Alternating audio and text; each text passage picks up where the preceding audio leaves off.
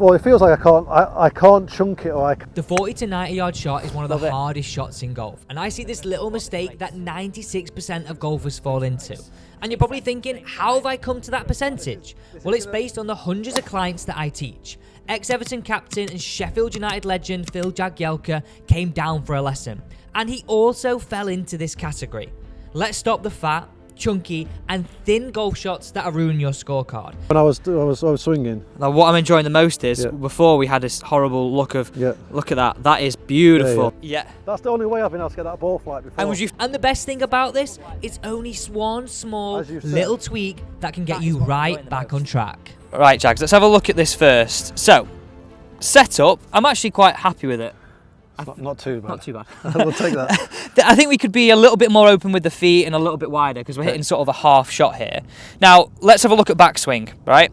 One thing I'm not enjoying as much is on the way back, this face is very, very closed. Now, it's actually, if we're hitting a 7-iron, I like a strong club face because we want to pound it, we want to hit it nice and compressed. But in this sort of shots right now, we want a bit of finesse. Okay. Where I describe it to you, it's like you're hitting a bit of a toe bung. Okay. I don't like toe bungs.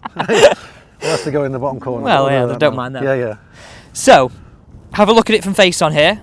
This is your version of a half swing, and it looks quite tidy. We've not moved off the golf ball. We've stayed quite centred. Our sternum's relatively in a good position. But what I'm not enjoying is here, and I always think about this, so everybody watching this, I don't want your hands to win the race by a lot. Now, what I mean by that is, if you look at this here, it's a lot. But if you look at it like this is like if I sort of superimposed that and put you under the tree and said, oh my God, yeah, you're hitting a punch. I could see that. Yeah. So the sort of divot pattern you get, and everybody watching this right now, think about this. You're seeing quite a steep divot. You don't like the half shot. Right. You'd rather play the full shot, which is not unusual. I think a lot of people are in the same boat. But what I want to improve here is where this club face is on the way back. So let's say it's on the red line right now. Yeah. It's going to feel like if I put a bit of a green line in here, it's a little bit more toe up. Okay. That's going to soften it. And that's also going to help us at impact because the leading edge is not going to dig in. Okay. And then we're going to talk about this race. Lose the race. Lose the race. Only time in the golf ring you want to lose the race. So if I just sort of explain that again here, what I'm sort of seeing is setup's tidy, so we'll sort of... a tiny bit wider. A tiny bit wider, a little bit more flair with the lower half, and you can see sort of we've just got a little bit more balance here, rather than sort of looking quite narrow and sort of then in this space.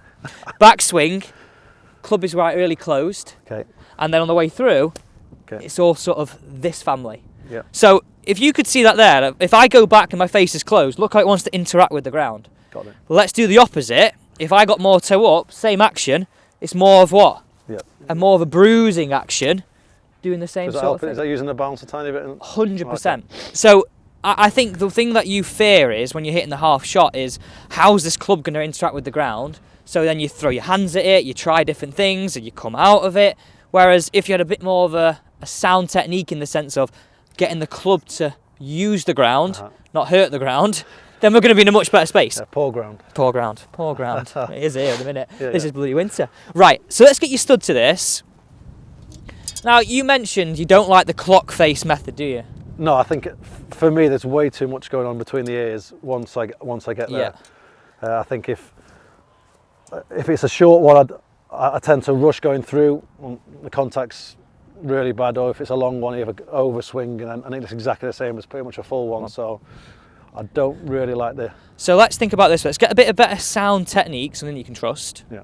And then we can go into a sort of method where it is going to be the same thing, but it's going to work a different way. Because I'm the same, right? I hate the clock face. I feel like I've got to swing here and I've got to rush it through. It's not a nice place to be. So if I just jump in here and I want you to sort of mimic my setup. Now, you're a lot taller than me, so you can't put your feet exactly where mine are. Okay. But if you looked at my setup here, I'm a little bit wider. Yep. Ball sort of towards the back half of my stance. And my weight feeling just a lot sort of 60-40. Okay. So just feeling a little more weight this side. So this is how I want us to feel, right? Backswing wise, can we get the idea of feeling a little bit less wrists? Okay. Because I think there's a real correlation between you closing that face and getting this sort of look. Yep. So all I want you to think about is this toe being more up, right? Okay. First swing thought. Second one, can we end the race at the same time between your hands and the club head? Okay. Now, at the minute, we've got sort of this action, which is great for some shots. So there might be some instances when you need a divot, pull that shot out. But as a baseline, yeah. it's going to feel a little bit different, but it's going to give you a much better interaction with the ground that you can trust. So right now, we're saying close, there's a drag in here. Right, so just jump in there. I'm going to give you some thoughts and some feelings just to get to. So literally a tiny bit wider? Just a tiny bit wider. Yeah, not even a lot really, to be fair. That's it. And you can get those hands just a peg higher, so just that way. Okay. And that's it. And then feel a bit more on this side, just sort of 60-40. So right now, I'm going to let you keep your hands on. You set the club like this, and then it's sort of a drive this way. I want it to feel a little bit less wrist, more toe up, and the race ends at the same time and through. Right, this is going to feel, compared to that, more not like a flop shot, but it will feel a little bit that way. Yes. Does that make sense? 100%. Because if you said a flop shot, what does that look like? It's like this, isn't it? Well, yours is a super flop shot. Yeah, mine's probably not quite as crazy. Don't do yourself down. All right. So, you happy to hit one? Yeah. Let's have a few practice swings first, though. Okay. So you want me to come? Pause. I've actually aimed you in a terrible direction here. Look at that. Half a job. Yeah, but it comes in from the left, doesn't it? That's right. Yeah, that's what I was thinking. Yeah, bounce it off the side, bring it in. So have a few practice swings. Give me some ideas what you feel that feels like. Even just a little half ones, so just less wrist. Just a little bit half ones. Yeah, nice. So I want the divots to be like this. I don't mind a divot. Yeah, even the noise is different. Yeah. Even with you that see how divot. it's shallower rather than a dig? Yeah. Go on, 2 more practice swings for me. Just get that feeling. Good. See, I feel very in control, like very robotic, but in an okay way there. Okay.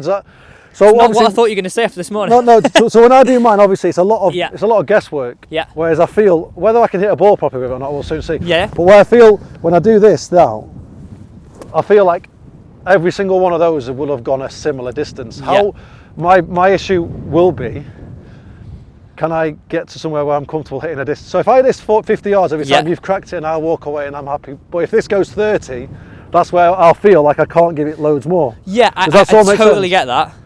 So let me try and hit a ball. So weight just a little more left and just keep that weight feathered on your left side throughout. Lovely. Now look at the difference in the flight.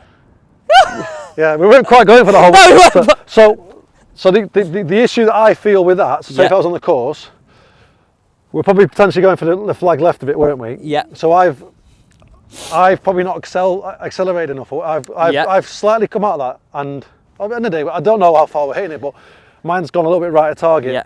So I think that's why I tend to do that. So I feel like I try and get it almost punched in there. Yeah. I totally get that, but what I would say is the way you're going about it now is causing the lack of control on those short shots, like those half shots. I can't play that unless I literally try a flop shot. I couldn't have got that ball to that pin with a 56 like that. Was supposed to be a 56 flight. That flight was lovely. It sounded nice. Sounded great. I loved the way it interacted. So let's just, don't think about changing the distance right now. Let's just get 5 away where we're looking at strike, and then we'll get into the feeling of distance. So weight a little bit more left, ball up more back in the stance. So you just shuffle to your left. Yeah. That's it. Keep that weight left and end that race at the same time. Love it. Now that's the flight I see. Yeah, which I didn't have. No. Which I want because that's what this is supposed to do. Exactly. That flight there, I always think about it. It's like a plane landing. It's coming in like this. Yeah. Whereas before it was like, I can see you. This is flying off. Yeah, I get that. Right. Now what did that feel like to you? What, so much better. I wasn't even concentrating on hitting a flag. I was just for sure. Don't do that yet. Yeah. For these right now, I want you to hit another 3. Yeah. Just don't even think about a flag. Just get that technique. Okay, so let me give you a feel again. So ball up further back. So back half a stance is your checkpoint. Then it's just going to feel like backswing. Toes a little more up. And the race ends at the same time. Those are the simple. So I've not even thought about where my hands are at contact. If you don't need to, maybe it comes from just a setup for you. Lovely shot. No, but you've nearly fixed me, haven't you? Well played. What I'm enjoying I'm enjoying because I'm fully aware every aspect of my game is a little bit diggy. Yeah. That is you're in the danger zone though, because you're a good player and you're a great sportsman. You can get away with things that other people can't. Maybe, it's like your trade-off in your mind, and people have the sort of same scenario is, well, I'm actually all right doing what I do. I can sort of get myself round. Well, I know I'm at that point. What 6, 7, obviously I played alongside you and we obviously played alongside the pros, so you see the different levels. Yeah. I'm desperate to get lower and lower. Yeah. But I'm also aware that I'm going to have to go through a patch of practice and get, not worse, but get the in-between stage. But I don't want to not enjoy my golf. So I've obviously recently retired, so I love playing my golf. I don't want to go out on the golf course and be rubbish. Yeah. Even though my game potentially might get better in 6 months. At the moment, I'm happy playing socially with my game. Yeah. Because it's good enough to get me around. Whereas I know I'd like to improve it. Well, I'd like to fast forward a year, not have all the drama, and be better. Does that make sense? 100%. But I think for you, like you seem like a kind of golfer, and having played with you, that likes simple little thoughts. Yeah. I don't think you've got to redo your swing. Yeah. I think that's what I'm scared of doing. Yeah, a little bit. Yeah. 100%. And if someone said to me, like, you've got to rebuild your swing, I'd be like, no. You're in a golfer now. Anybody that's in single figures doesn't need to rebuild the swing. You just got to get tighter on a few things. So your swing thoughts, literally now, could be for the next year, right? Ball a bit further back, weight left, toe up, and the race. That is it. Now, that will be intermittent in how good you do that over the next year. You'll get better at doing that more, but you don't have to rebuild the swing. Yeah, okay. Right. So this will be a test now, because we've chatted, and now we're straight over to the chip, and then we'll just try and be as good, right? Okay. So ball a bit further back. Don't be scared of having it further back. That's it. If you just jump in there before you're making one more practice swing. I fell again. Yeah, you're wanting to sort of I felt it. Get this. So just look at my stance there. I'm a little bit more flared. Okay. So just with my lower half. So my lower half would be my hips and my feet. Yeah. And on the way through, I'm just. So when you say flared, a bit more open. Yeah, just a little bit more open. Okay. Yeah. Got you. So we're down this yellow, to be fair. Okay, I get you. Yeah. So if you think about the pace of that shot, the third shot you hit was the best. Right. And I want you to sort of be in a position where the club feels like it's falling onto the hit rather than you searching to hit it. Okay, just one more, and then we're going to talk a bit about how you can sort of replicate this distance. Love it. So obviously just did that a tiny bit hard, but I'd take all this. That's the flight. Yeah, but I'd take the contact all day. And as you've said, that is what I'm enjoying the most. I don't want you not to take a pivot. Compared to the other ones. These are the little stabby toe bungers. He's here. For anybody that's American, a toe bunger is when you kick it like this. Nearly break your toe. Let's have a look at this here. It's not even going to look way different. Yeah, but you can tell even the stance looks wider now. So looks. You could, to be fair, get a bit more weight this side. Yeah, but do you know what I found a comfortable weight. Whereas obviously loading my left will keep me stiller, but I think loading left is encouraging me to win the race. Whereas if I stay a little bit more central, I'm comfortable with the strength of my legs. I'm happy with that. It helps me draw the race, or whatever you want to call it. Do you know what I mean? Does that make?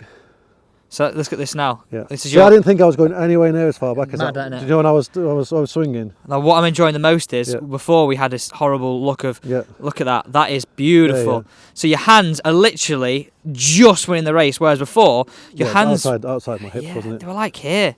On the way through, look how this just collects the body lovely. Yeah. Look at that. That is pure, mate. Well, that is pure. Well, I'm delighted. I said to you before, I've not been able to play a flighted 56 unless I'm telling myself to basically open the club face and not an exaggerated flop shot, but basically a left massively cut. Yeah. That's the only way I've been able to get that ball flight before. And would you feel like before you had to aim really left? Yeah, exactly. And I didn't mind doing it because it was like a fancy shot, but realistically, I've got a difficulty level to like 9.5 when it only needed to be a 5 or a 6. Yeah. Whereas if the pin was, if there was a bunker or something, I had to get over there. That's your shot now. Well, before you were playing the high tariff. Right, so let's talk about 3 different positions, but through gears, not you having to feel like you're like some sort of robot. Yeah, I get that. Okay, so I don't mind how far back you go. We'll just use the idea that the faster gear you go into, naturally the further back you're going to go. So I want your gear 3, and this is going to be different for me, different for you. So your gear 3 with 56 might go 40 yards, might go 30 yards, might go 60 yards. You've got sort of your own I've got bit. to find that, Yeah, and I want you to practice, okay, that's my gear 3 pace. Yeah. That's my gear 4 pace, and this is my gear 5 pace. Got you. The technique stays the same, yeah. The ball position stays the same, everything's the same apart from the gears. So just make me 3 practice swings now, where you start one at gear 3, next one at gear 4, and then at gear 5. It just sort of slowly works up. So again, exactly the same, just flared a little hit. Yeah, exactly the same, don't change anything. So gear 3, straight into gear 4 now, so you're really sort of adding a little bit, then straight into gear 5. That's it, that's how I want you to think about it. Yeah. So let's hit 3 different shots now. we'll find a little bbit nicer turf. We'll just go a little further forward. And I think, again, obviously, I'm only going to know what gear 3, 4 and 5 give me. The practice. When I get on the court, I get onto a range practice and the distances. And you know what I know what gear 100% gets me at 56, because that's all we ever practice at a range. So what I would think about this is a great way to do this is you play a lot in Portugal. When you're going out before you play, just go on the range and hit. Or do it as your warm up. Okay, what's gear 3 going today? Because you might find some days it goes 30, some goes 40, some goes 35. It will be in a ballpark, but then you'll get an idea of what it is. Okay. Right. Okay. Let's just hit 1 at each gear to finish us off. Okay. Right. I then got Phil to hit 3 shots, working on this idea that gears control the distance. And if you're a golfer in the past that has hated the idea of positions to control distance, I would strongly encourage you to do this also. Relax at the range, hit 3 shots, 1 at gear 3, 1 at gear 4, and 1 at gear 5. And then you'll start to see how far this goes. It's a useful tool to use out on the golf course, and I promise you, you won't regret it. The divots will be a bit less. They're nicer rather than them before. Yeah, definitely.